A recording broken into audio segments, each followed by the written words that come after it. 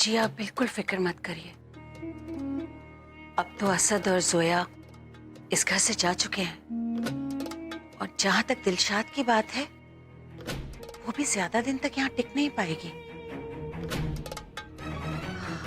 हमें तो बस अब इसी बात का ख्याल रखना है कि ऐसे लोगों का साया हमारी हवेली पे ना पड़े। उनके चले जाने से कम लोगों के मुंह तो बंद हो जाएंगे रजिया। लेकिन एक बात कहे रजिया, हमें लगता नहीं कि वो लड़की जोया इतनी गिरी हुई हरकत कर सकती है। जी अब मैं बोलूंगी तो बोलेंगे कि बोलती है, पर आपने खुद भी तो देखा है वो किस तरह के कपड़े पहनती है।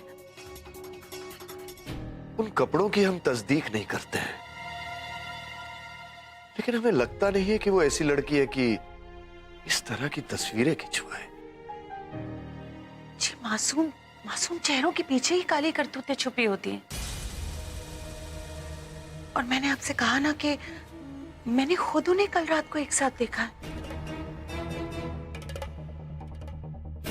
गले मिलते देखा और भी जाने क्या क्या करते देखा। और आपने खुद भी तो आज उन्हें एक साथ देखा है। आपके सामने ही वो लोग एक साथ कमरे से बाहर आ रहे थे। इससे ज्यादा और क्या सबूत चाहिए। हम जानते हैं, लेकिन हम ये सोचते हैं कि अपनी तमाम गलतियों के बाद भी वो लड़की दिल की बुरी नहीं थी रजिया। शायद हम ही गलत थे। अब छोड़िए भी ना, गलती तो इंसान से ही होती है। बस अल्लाह का शुक्र है कि बला टली। इंशाअल्लाह बस कभी दोबारा उस लड़की की सूरत ना देखनी पड़े।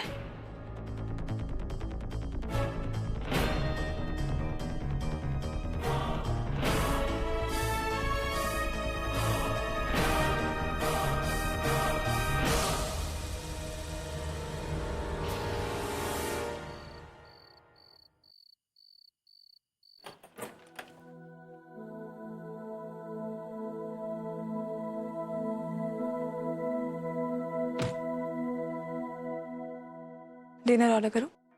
जी शुक्रिया।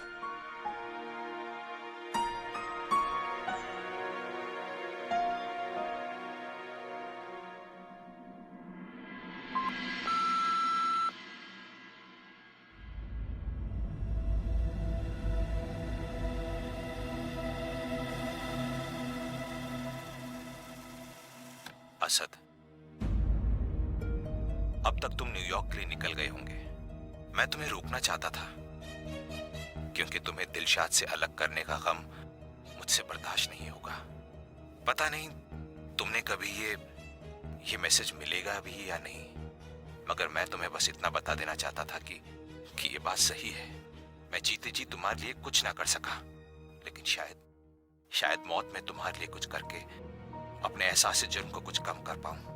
असद, मैंने अपनी तमाम जायदाद तुम्हारे नाम कर दी है। कंपनी में, घर में, प्रॉपर्टीज में जो मेरा हिस्सा है उसके वारिस तुम हो। मेरा सब कुछ तुम्हारा है, क्योंकि मैं जानता हूं कि एक तुम ही हो जो पूरे घर का वैसा ख्याल रखोगे जैसा मैं कभी नहीं रख पाया। मैंने अपने तमाम कागजात तैयार कर दिए, अब अपने वकील को देने जा रहा हूं। अब मेरा वकील ही तुमसे कांटेक्ट करेगा। कौन ड्रामा? असद बेटा मुझे पता चल गया है। मैं इतने सालों से गुड़िया फैक्ट्री की साजिश में खुद को गुनहगार समझता रहा, जबकि मैं बेगुनाह हूं।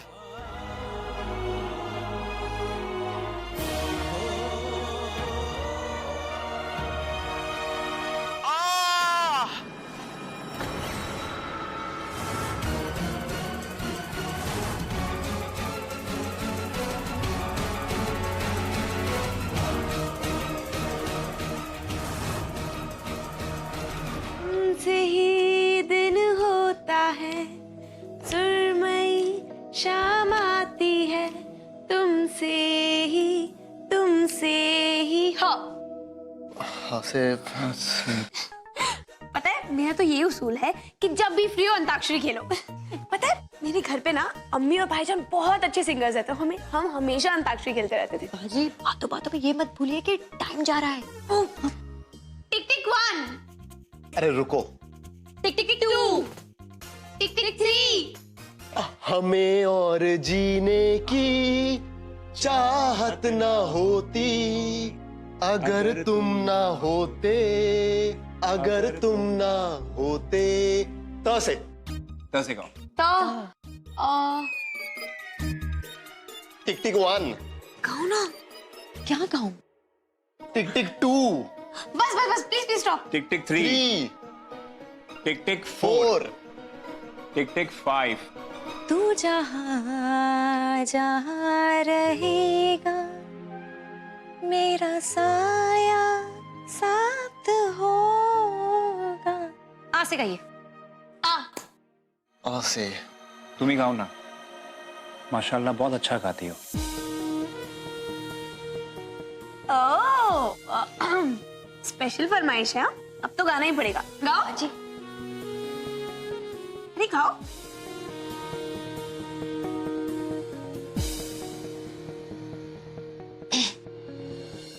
तू जहां जहां रहेगा।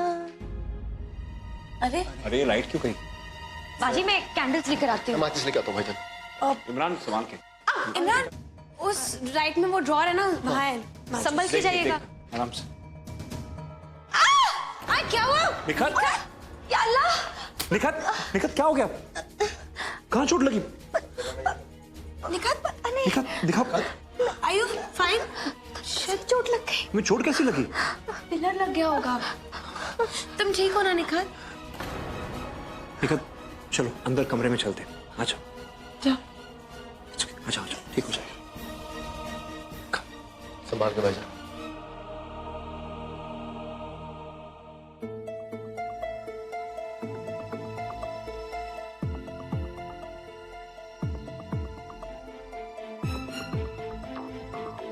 मिस्टर खान वो बहुत इंपॉर्टेंट बात करना चाहते हैं, लेकिन इससे पहले कि वो अपनी बात खत्म कर पाते वो गिर गए होंगे। यहाँ गिरा दिए गए।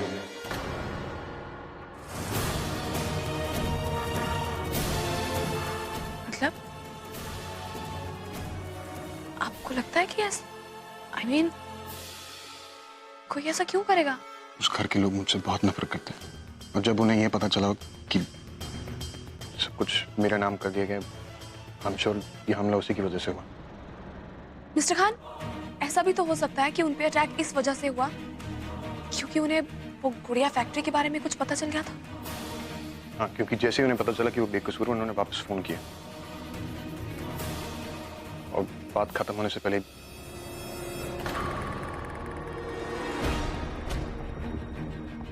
वो भी ठीक कहती थी मिस्टर खान कि आपके अब्बू बेकसूर है, लेकिन आपने कभी उनकी बात का यकीन नहीं किया क्योंकि ये सब तब से शुरू हुआ है जब आज से 17 साल पहले उस फैक्ट्री में आग लगी थी और उसी इंसिडेंट के बाद आपके अब्बू आप लोगों को छोड़ के चले गए थे। शायद तब से लेके आज तक आपके अब्बू भी नहीं जान पाए कि आखिर हुआ क्या था, लेकिन जैसे ही उन्हें एक सबूत हाथ में लगा उन्हें शायद अपने हर सवाल का जवाब मिल गया और शायद आपके भी हर सवाल का जवाब मिल गया। सच वो नहीं है जो तुम कह रहे हो, वो झूठ है। एक ऐसा झूठ जो सच का लिबास पहन के खड़ा है। सच तो अभी सामने आना बाकी है असद।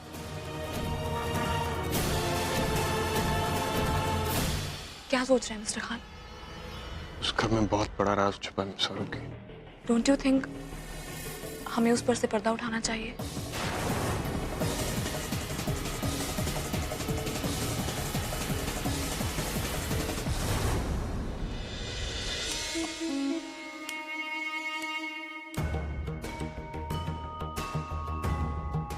अब सब कुछ सही हो रहा है।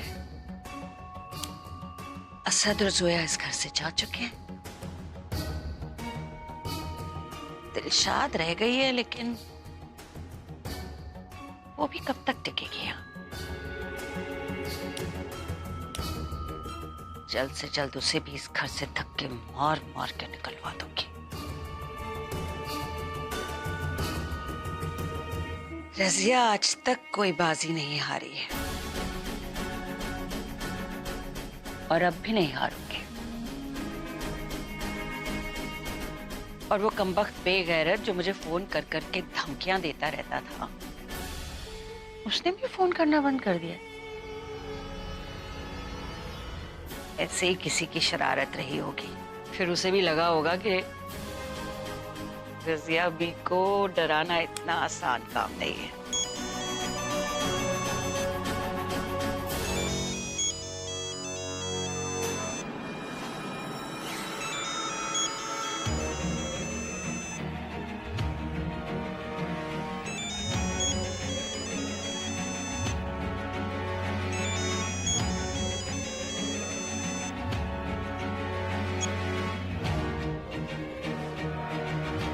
हेलो, हाईवे पर एक गंगा ढाबा है।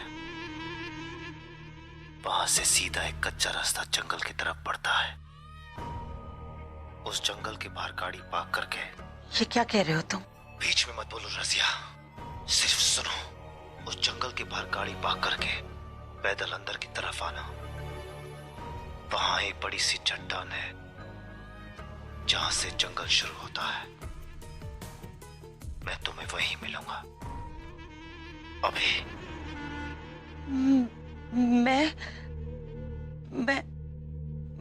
मैं नहीं। अगर तुम नहीं आओगी तो तुम जानती हो कि क्या होगा। तुम्हारी भलाई इसी में है कि तुम वही करो जो मैंने कहा है। और क्यों? तुम इस वक्त मुझे क्यों बुला रहे हो? और इतनी रात को? देखो, बहुत ज्यादा अंधेरा है। मैं इस वक्त नहीं आ सकती हूँ। और मुझे समझ में भी नहीं आ रहा है कि तुम इस तरह से। वहां पहुंचो, फिर सब कुछ अपने आप समझ आ जाएगा। तुम जानना चाहती हो ना मैं कौन हूं? आज तुम्हें वो भी पता चल जाएगा।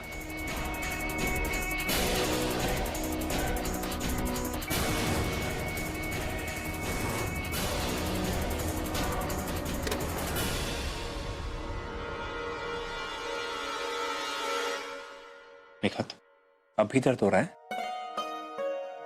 पहले से बेहतर है।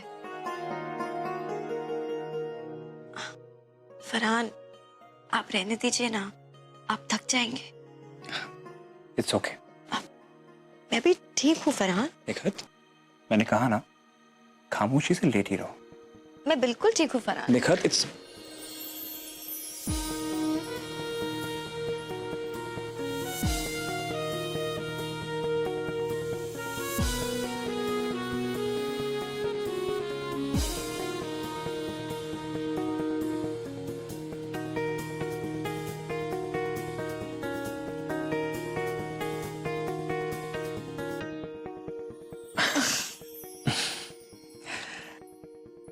ये बर्फ तो पानी बन गया।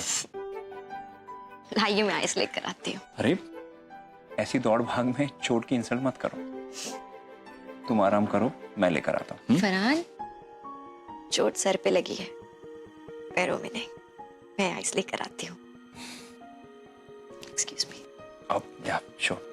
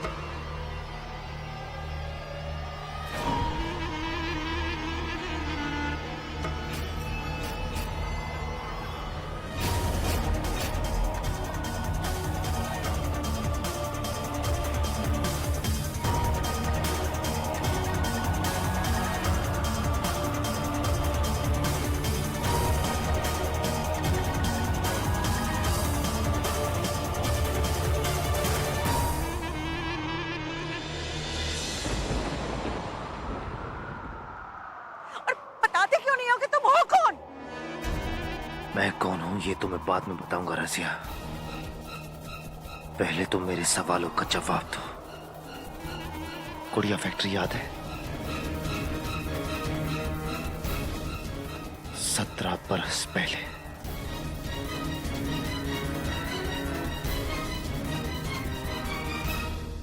शाहरुख की गुड़िया फैक्ट्री के बारे में आपको कुछ ऐसा याद है जो हमें इस वक्त हेल्प कर सके? Any little detail, any clue? See mister Khan, हमने वहां बरसों से दफन एक लाश देखी थी, राइट? और उसका शक आपके अब्बू पे गया था। ऑब्वियसली। या आई नो, बट ये तब से शुरू हुआ है जब से 17 साल पहले उस फैक्ट्री में आग लगी थी।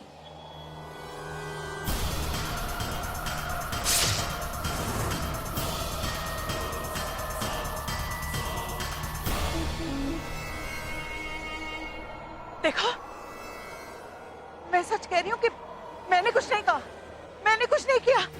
सब उस राशिद ने किया है, सब उस राशिद ने किया है। कत्ल भी राशिद ने किया, आग भी उसी ने लगाई। मैंने कुछ नहीं किया, मैंने कुछ भी नहीं किया। और इसके अलावा और कुछ नहीं हुआ, कुछ भी नहीं हुआ इसके अलावा। और भी कुछ हुआ था रजिया, जो मैं और तुम दोनों जानते हैं। राशिद ने सिर्फ तुम्हारे कहने पर फैक्ट्री में आग लगवाई थी। उससे पहले भी वहां कुछ गुनाह हुए जिसका राज अभी खुलना बाकी है, और मैं उन्हीं गुनाहों की सजा हूं जो 17 बरस बाद तुम्हारे दरवाजे पर आई है। क्या बकवास कर रहे हो? और तुम्हें ये सब कैसे पता? वैसे भी तुम्हारा इस सब से क्या लेना देना है?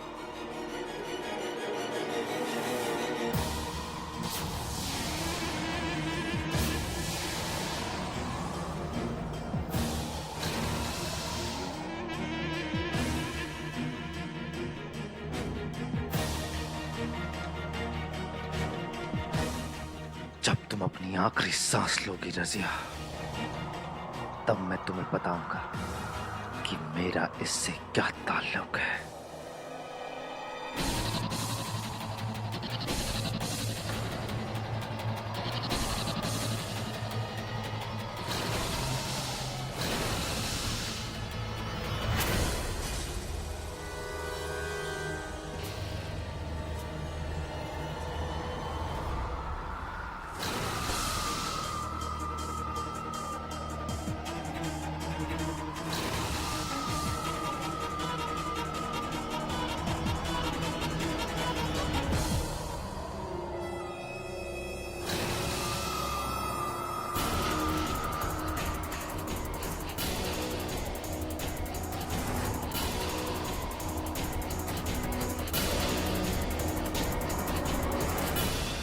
कोई ना कोई राज तो जरूर है जो आपके अब्बू को पता है, लेकिन अब वो हमें बताएंगे कैसे? वो तो बात भी नहीं कर पा रहे हैं। पर मिस्टर खान, हो ना हो, इस गुड़िया फैक्ट्री का कोई ना कोई राज अब भी उस घर में छुपा हुआ है। और अब वक्त आ गया मिस शाहरुख कि इस गुड़िया फैक्ट्री की साजिश की राज को बेनकाब कर